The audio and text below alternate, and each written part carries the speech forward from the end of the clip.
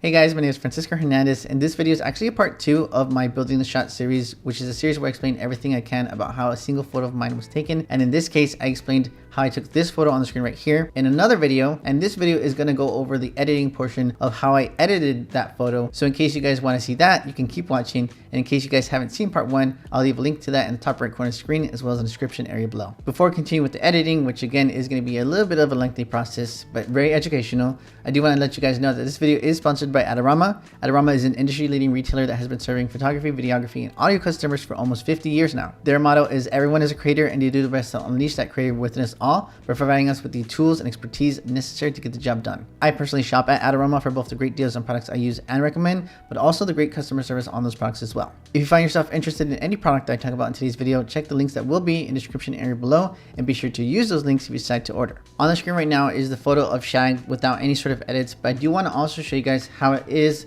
gonna look like when it is edited. So it's a different vibe there. I feel like this photo here is not as colorful, but I feel like the overall edit from the Lightroom edit portion isn't too complex. I just kind of added a little bit more saturation and did minor adjustments, but I'll explain what those adjustments are exactly right now. So this is the before and here is the after.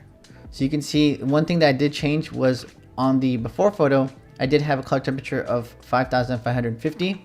So I did increase the temperature to 5,700, so a little bit more warmth to the photo. I also added a little bit of exposure because I felt like it was a little underexposed. Reduced the highlights, reduced the whites. And one thing I usually do whenever I feel like I want the image to be a little bit brighter but not overexposed is I will increase the exposure like I did with this photo, and then I'll target the highlights and the whites, more whites than highlights, and I'll just reduce those two things. So I'll go a little bit with the highlights and then more with the whites, and I feel like that gives a little bit more dynamic range without being too weird looking. If I were to just reduce all the highlights and increase the shadows, that's going to be a weird effect. I always want to avoid that look. Another thing that I did was actually on the bottom over here with the saturation, I did reduce the orange saturation, because one thing that I always do to my photos is on the very bottom of the develop module is I always go to the calibration section, and the blue primary saturation slider, I always bring it up high, and it's going to be 60 to 80 usually. But in this case, I went to 80 and it made the oranges way too orange. So you can see when I go to 0 on the orange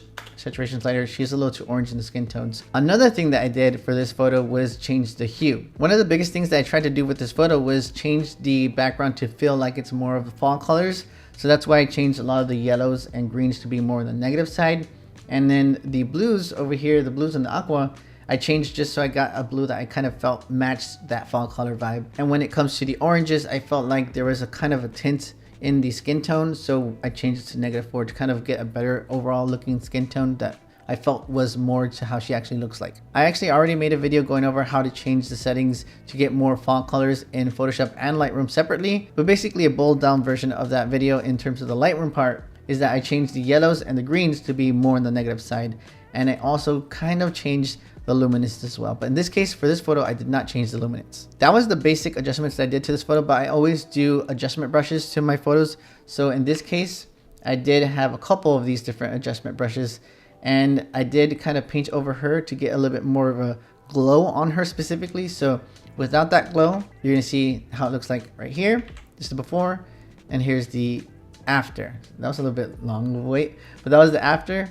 And you can see everything that I painted is right here. I could have selected her specifically, but instead for this photo, for the glow, I usually try to just do it manually with the brush. For this photo, I did actually select her specifically, but in the next layer. So you can see one thing I did do was change the color temperature of her, because when I did increase the warmth of the image, she became too warm, and that's exactly how she looks like right here. So I did try to change the color temperature of just her to get a more correct exposure or correct temperature on her.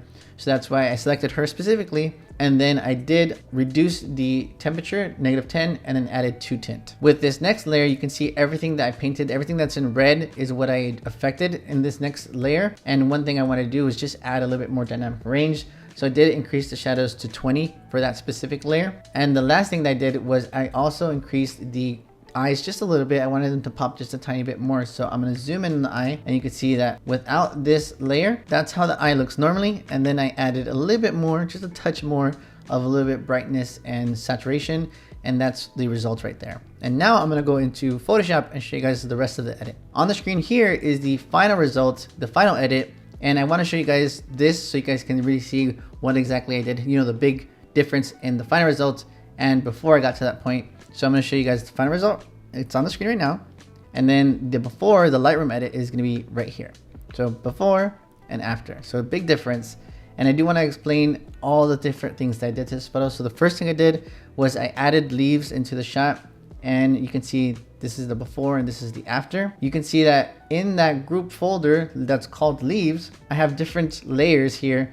And one is called no, because I'm going to show you guys all the layers off. You can see that the first shot, it does have the hand still in there. I do eventually remove it. But the first thing I did was add other photos into this specific Photoshop file. I did actually move a tiny bit. It would have been ideal to have a tripod for these photos, but I did do my best to stay still and I asked her to stay very still. She kind of moved a little bit. I kind of moved a little bit. So one thing that was very important to this photo and adding the leaves was selecting or adding all the different layers into this file and then going to the edit and then align layers, auto align layers. I don't have them selected. That's why it's kind of grayed out here, but auto align layers really did help in getting the photos kind of very perfectly layered, not layered, but aligned so that I can add the different leaves into the shot. I did add the entire photo into the shot and then I masked everything off, or actually created a mask and then painted the leaves that I wanted into the photo.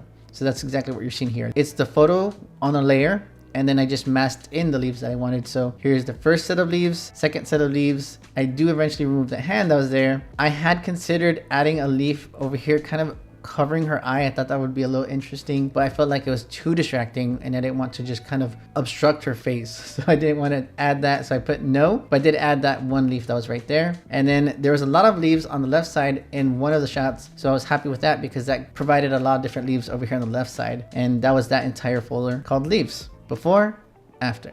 I did find that this leaf was a little too dark, or a little too bright actually, so I reduced the brightness on that specific leaf. I did add a selective color adjustment layer to get a lot of different fall color vibes on everything but her.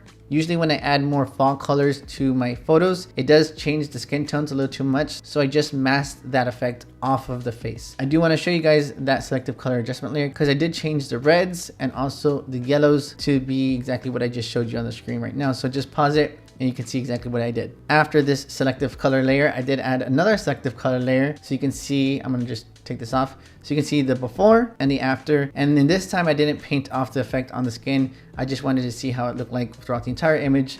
So those are two selective color adjustment layers. Then I removed a lot of distractions and you're gonna see one big difference in the next photo is the design on her shirt. I felt like the white was just a little too distracting, so I removed it. And I also removed a lot of different, let's see, I don't know what to call them, highlights on the leaves. So I did remove a lot throughout the entire photo.